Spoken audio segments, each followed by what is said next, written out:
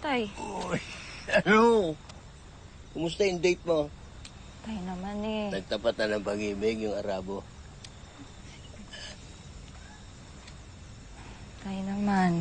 Oh. Ano? Anak, kahit di mo sabihin sa akin mga nangyayari sa'yo, alam ko yan. Magpakatotoo ka na, ano? Tay, kay Miko ho si Maddie. Eh! Bakla yun. Ikaw babae ka eh.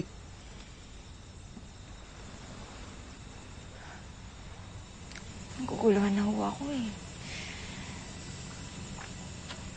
Kaibigan ko kasi si Miko.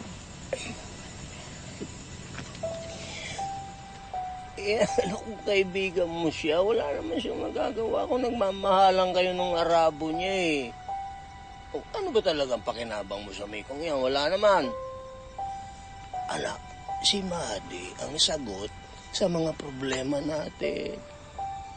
Oh, gusto mo bang hindi makatapos ng pag-aaral yung mga kapatid mo? Gusto mo puro dilis na lang kainin nila habang buhay? Oh.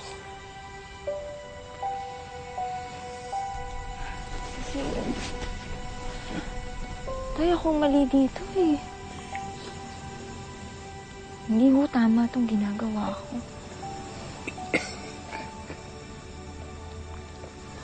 Ay.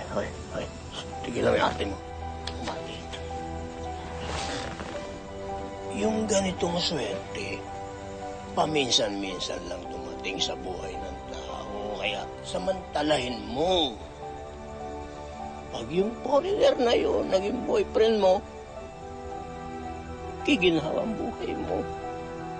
Giginawa ang buhay natin ng mga kapatid mo. Oh, diba? Mag-isip ka na.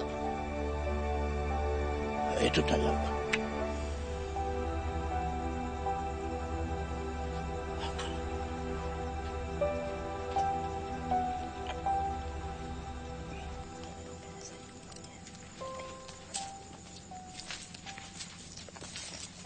Hoy ha, kanina pa kayong dalawang bakla kayo. Bulungan ka lang bulungan dyan. Meron ba akong dapat malaman? Marimar, sabihin mo na kasi, girl. Oh, talaga naman tong buhay na ito. Wala na ba talaga akong pagkakatiwalaan dito? Parang wala na akong kaibigan dito ah. Basta promise mo, hindi ka gagawa ng gulo, ah. Ano nga? Ganito yun. Kagabi, sa may tabing dagat, nakita ko yung habibi mo tsaka si Jean gumagawa ng milagro. Nakita ko sila doon kagabi.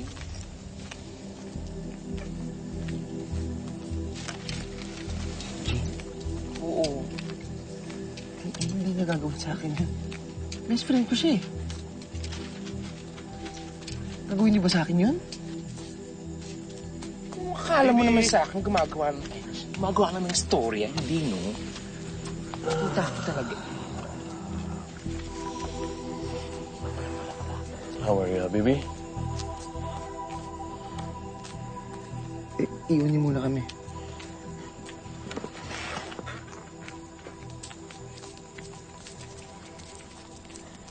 How are you?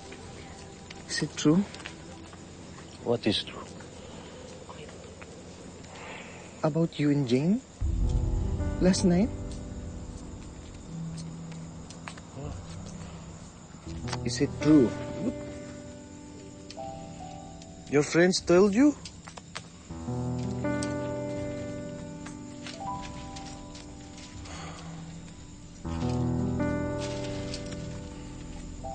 Mahalesha, baby. I'm sorry.